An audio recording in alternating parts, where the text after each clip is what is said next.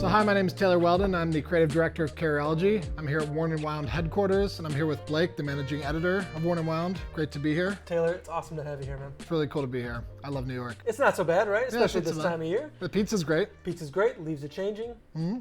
We got a lot of watches in front of us, dude. Yeah, we have a lot of watches in front of us. I love seeing this. I have a lot of watches, but this is a really great collection here, and I'm stoked to see this. This is kind of both of our personal EDC kit, and we both got a watch on our wrist, of course. It's actually the same watch, but different. Different, yeah. Right? Same but different, yeah. Taylor, what makes a great EDC?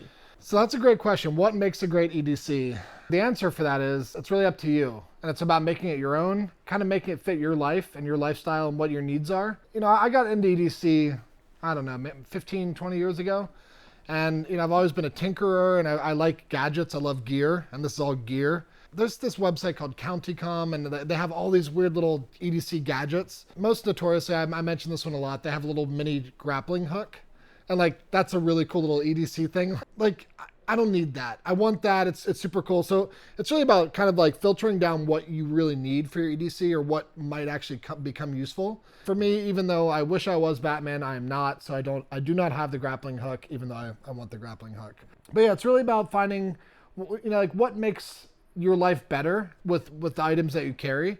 And for me, mine's pretty minimal. I'm a big minimalist when it comes to stuff, but it's also very functional. And obviously the EDC, as you mentioned, I think is a very personal thing. And having the watch that you wear day in, day out is also kind of a personal thing. And it has to suit your needs. And I think there's a lot of things that we, like the grappling hook, find that we really like. It's maybe a sexy thing. We would like to make room for something like that in our life. But if it doesn't make any practical sense, then it just becomes dead weight. So finding a watch, I think how it fits into this is a part of that. And, you know, these are all things that have practical purposes, and a watch does too. Even though you might not need it this day and age, I think it's something that we enjoy the experience of wearing and using and fitting into our everyday life. And it's something that, as you mentioned, like it can evolve with you, like through time. Because your tastes are going to change. What you enjoy about it, what it means to you is going to change. You're going to grow with some watches and grow away from some watches. A watch is, as we say, it is what you make of it. You know, so not all of us are divers or pilots or fieldmen or anything like that, but the watches assigned to those genres can be useful and practical to us in different ways.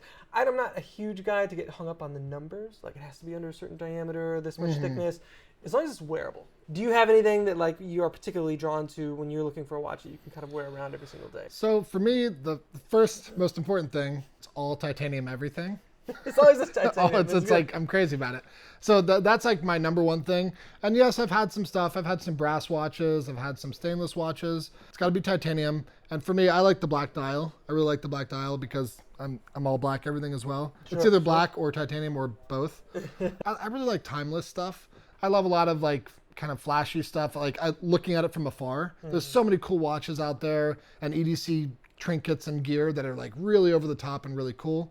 But they just don't fit me, and that's okay. Like I love seeing other people rocking it out and like really enjoying it. But for me, it's about keeping it simple, really minimal, and of course, black and titanium. Black and titanium. Yeah. So one good example of you know, an EDC item that I think is really cool that is black and titanium. EDC What is this thing? What is this right here? So this is one of the most coveted pieces in all of EDC, and it's called a Monroe Mega Dangler. Okay.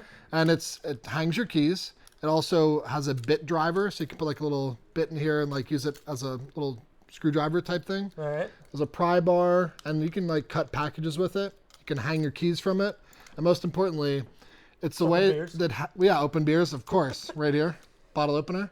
But it hangs on the edge of your pocket. So your keys, like normally they're just gonna be like this, the bottom of your pocket, like hanging in your pocket bag. That drives me crazy.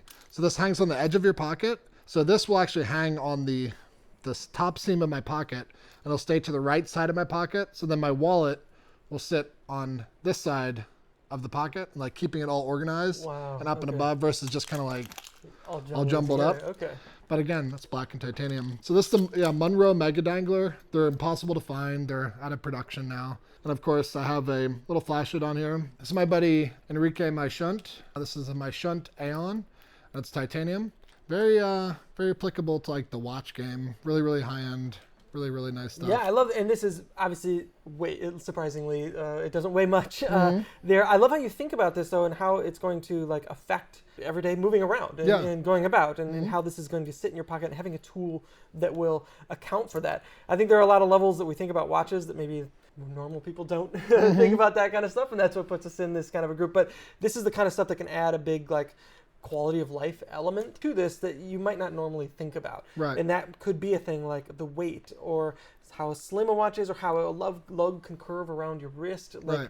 These are small things that might be kind of hard to put your finger on, but you put it on your wrist and and it's going to click for you.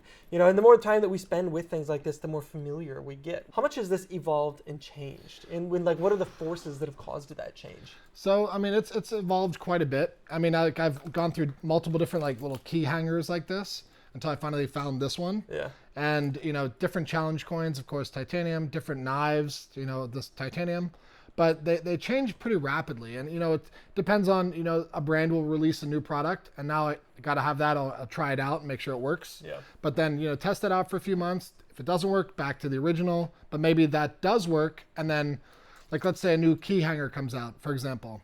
If that works really well for me, maybe it holds the keys differently. So then I got to get a different key ring and then a different flashlight. Like it's this never ending process of always kind of refining. An industrial designer by trade and by background, that's what I studied. The one thing that we think about a lot is you're trying to find a product that's going to like change your life. People think about that kind of philosophy a lot, changing your life. It's really about finding a product that's going to like ease seamlessly into your life that you almost forget about. So it's not about like having this thing that's like super awesome and super cool and like does all these cool things. It's about having a product that like just disappears and it's there when you need it. And that's how I think about watches too, is like, we don't need to wear watches. We have a phone in our pocket. There's time everywhere. We don't need to have this, but it's a decision to wear this thing. I look for something that's going to just blend seamlessly into my life and I just forget about it. It's there. Oh, there's the time. That's what I look for in EDC items. Yeah, this is a huge quality that I look for in a watch, and I really love in a watch. I think some watches, like the Ploprof here, are cool. They have a cool history, and they're really fun to wear, and it's an experience. Maybe not the best like daily companion, because there's a quality of a watch that's there when you need it, and it's not getting in the way when you don't need it. And I think that's a really important thing. So watches like the Zenyu 50, I think the Plagos 39, this Seiko SPB 149 is maybe like a little bit on the chunkier end of that thing. Particularly the Sin. I really love this. I love this Sin. Like that's a watch that you can wear, and it's capable. You can beat it up. It can take it all. It doesn't get in the way of anything, right? So it's not there when I don't need it.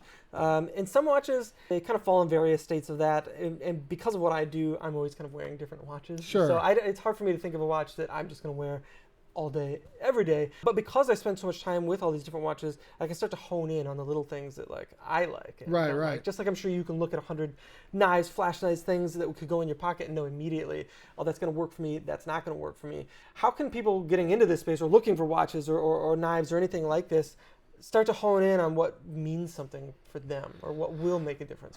So that's the $1 million question is how to find exactly what works for you. And frankly, the only way that's ever worked for me is by experience and by trying it all out. It doesn't mean you have to go out and spend $10 million on the highest end watch or the highest end knife in the world, because there's no cap to this stuff. Like, you can spend as high as you want. Yeah. And that's not what I'm saying to do. I like quality gear, but I started out my first pocket knife. I thought it was ridiculous to carry pocket knife. Yeah, I'll admit it. Like, I was like, why do people carry pocket knives? It doesn't make sense. I'm not stabbing people all day.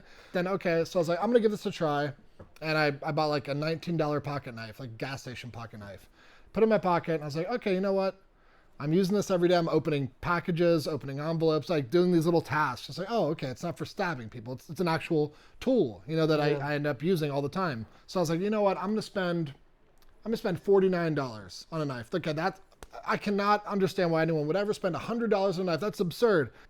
Climbing this ladder little by little by little. I still have a threshold. I'm sure there's the cap somewhere up there. Yeah. But like, I don't own a $5,000 knife. This is our collab knife here. That we did this with Giant Mouse and Carryology.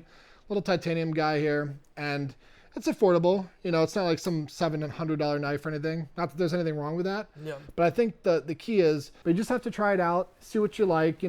So think about what's important to you, and then go searching. There's great resources, especially for watches, Worn and Wound being one of them. if we're talking about bags or EDC, Carryology would be a great resource. Yeah. But there, you can go down the list and see what kind of hits those few items or those few items on your list, if you will, and then kind of experiment and get them in your pocket, get them on your hands, and give it a try, see if you like it. I would look at some of the details like, I like bezels. I like the look of a bezel. So maybe that's important. There are watches that maybe aren't dive watches that have bezels that will work as well. Or I like watches that are in this realm with black dials, the materials. Those are the more important, I think, than getting hung up on, I like pilot watches, I like dive watches.